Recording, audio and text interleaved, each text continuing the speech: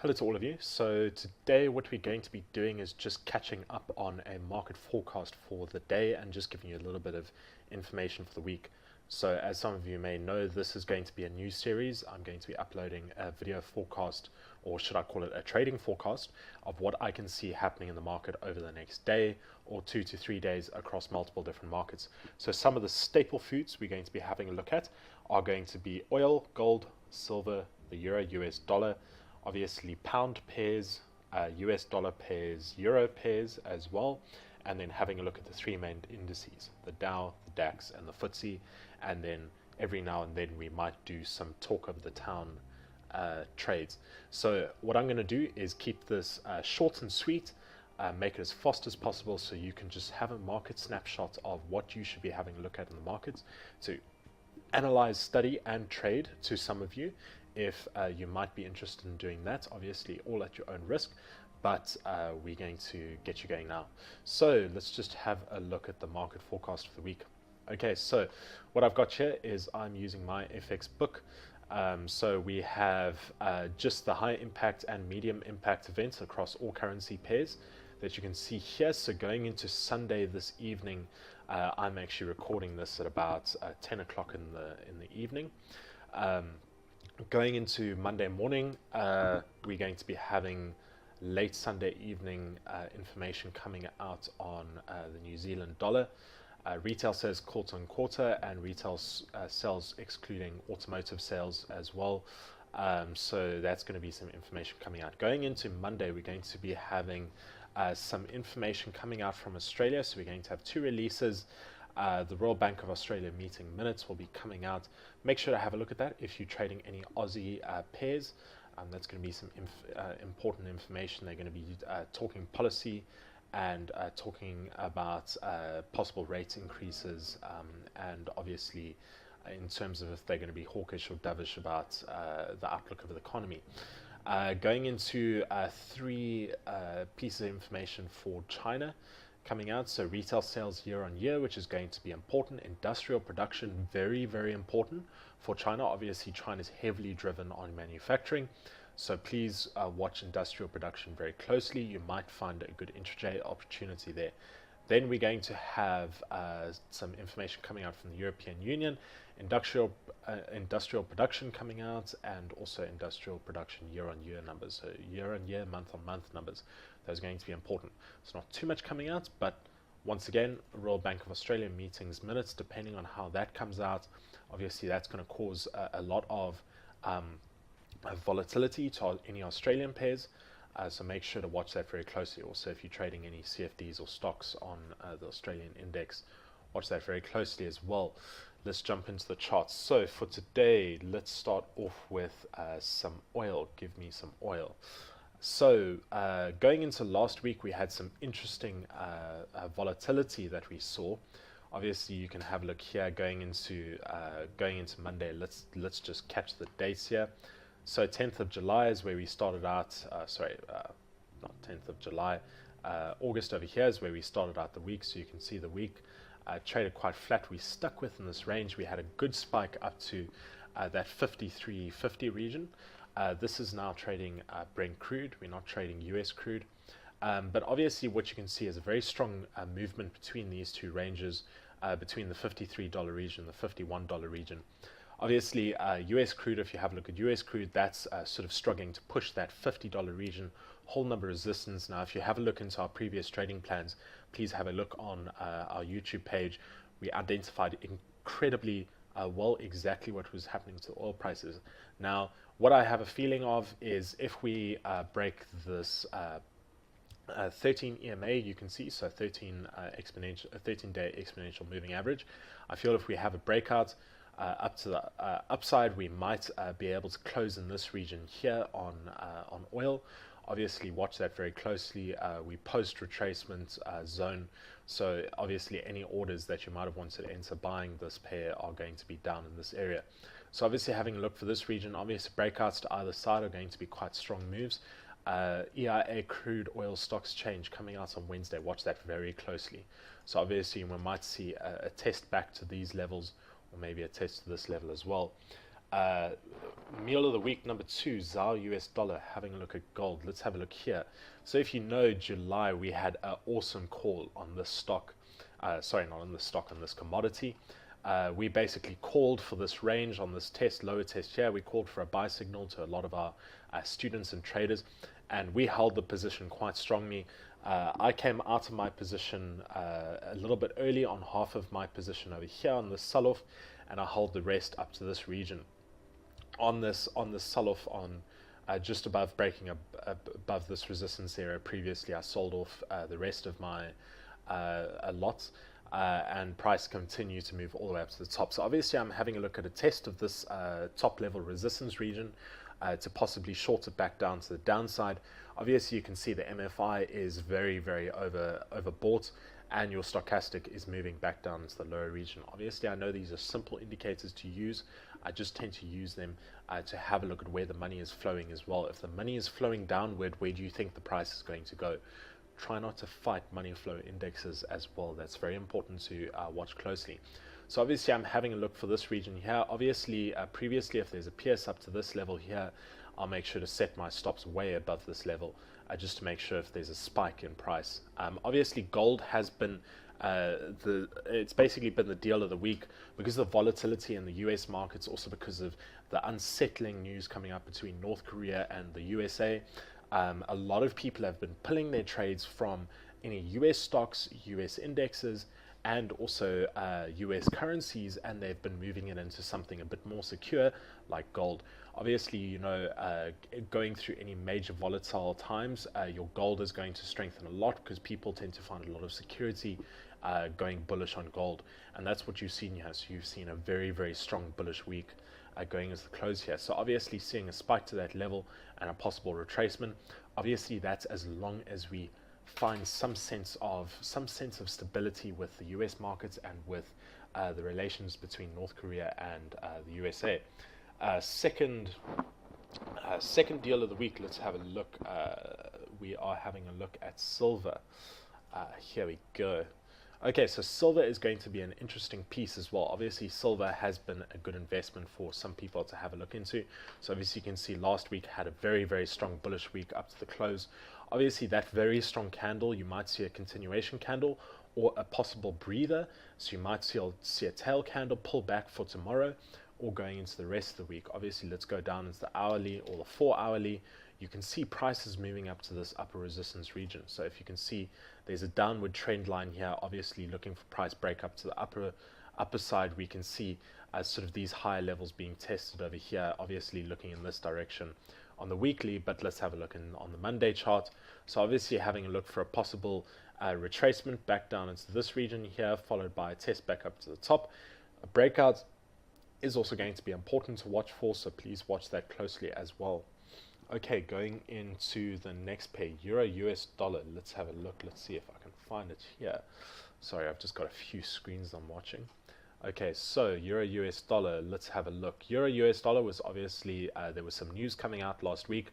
US dollar information coming out last week was not exactly, you know, the consumer price index was, I think, 0.1 points higher than expected. I think it was 7.2 or 7.1, and they expected 7.2. I'll actually pull out the number here. And basically they felt that that number was going to hold any strength, and you saw the US dollar fall quite a lot. Obviously against the euro, you could see this this move was quite strong. Obviously you can also have a look. Our previous plan, we had a weekly short out on the US dollar here. So if we have a look at the weekly charts, obviously we're looking for US dollar to strengthen and for the pair to fall down to this downside. Obviously, once again, the problems experienced with North Korea right now, we can't really predict what's going to happen. Obviously, if we find some security in that, we find someone step back for the next few months, that's going to provide a lot of security in the currency. We're going to see a pullback. So obviously going into next week, I'm having a look for a possible pullback or a move up into this upper region here and a pullback again. Obviously having to look for a double top, so a single retest to the limit is going to be a possibility. Watch for that very closely. Going into the next pair, pound Japanese yen. Let's see if we can find it here. Pound Japanese yen, I'm searching. we have got lots of charts up. So pound Japanese yen is going to be an interesting meal of the week because I am going to be long pound Japanese yen. Obviously, you can see here I've got quite a few pairs open. This is basically a technical barrier that I'm having a look at. So I'm looking at strong upward trend support line followed by a strong horizontal line. Obviously, we're seeing higher highs followed by a leveled triple top test here. In terms of the economic numbers coming out, obviously there's some numbers coming out with the pound. It wasn't incredibly good last week, which also made it a little bit difficult. So this pair I actually shorted to the downside. So also something you don't see here is even though I have some buy orders in the loss, I made quite a good amount shorting this pair last week. And obviously there's a Fibonacci retracement here. We had a perfect 61.8 test of this long tail candle on the daily. So obviously what I'm having a look for here is a strong bullish move to the upside. Obviously I'm going to be watching the open of the Monday's candle very, very carefully. I feel that we are going to see a slight retracement back into this region, back down to the 13 EMA, followed by a move to the upside.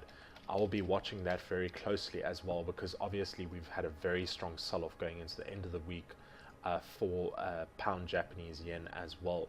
And the technical barriers are there, and I feel we have room for the yen to weaken, the pound to strengthen, and for price to move back up into those upper regions. So obviously I've got quite a few orders open here. I'm going to hold them out. If I see the market move lower, I'm going to enter a few sell orders, cover all of my positions, and walk out with a small loss, which I'm not too worried about. Okay, going into the next pair, let's have a look. New Zealand dollar CAD. So New Zealand dollar CAD is also going to be an interesting talk of the week. Obviously, New Zealand dollar CAD is going to be driven by some news coming out later this week. So if we have a look at some of the news coming out, let me just pop it up for you now. Some of the news coming out into the rest of the week is going to be, okay, so the housing starts, no, that's not going to be what I was having a look at earlier. Okay, over here, so going into Friday, we're going to have consumer price index, the Bank of Canada consumer price index as well year on year. Obviously, if you see a very good number there, we had a very good number back in July. If we see a very good number coming out as well now, that's going to be really important. And then obviously US news weighing right against that. If we see a strong drop off in US news and a strong bullish move in Canadian news, we're going to see a very strong move. So obviously this is going to be a strong talk of the week. As you know, this was some information we alerted out to our students on a daily chart here. So you can see there's been a very strong triple bottom test here. Obviously I'm having a look to see if price is going to move lower or price wants to keep moving higher. Obviously you can see there was a long wick candle testing followed by a spinning top here. So I'm obviously looking at what the next open candle is going to be so I can find some direction. Obviously you can see here price on the stochastic is overbought. Market seems to be moving lower but trending higher. So obviously we can see a second high here and we can see higher highs here as well. So obviously if I see a higher low, I might be entering on a buy to try and see if I can hold that pair back up to the upside here. So obviously watch for higher highs and higher lows here as well. Going into US dollar ZAR, obviously if any of you do trade US dollar ZAR, I do have a lot of South African students as well that I deal with. So I'm also going to take some time on this. I'm just having a look for the pair now. Let's have a look. Okay.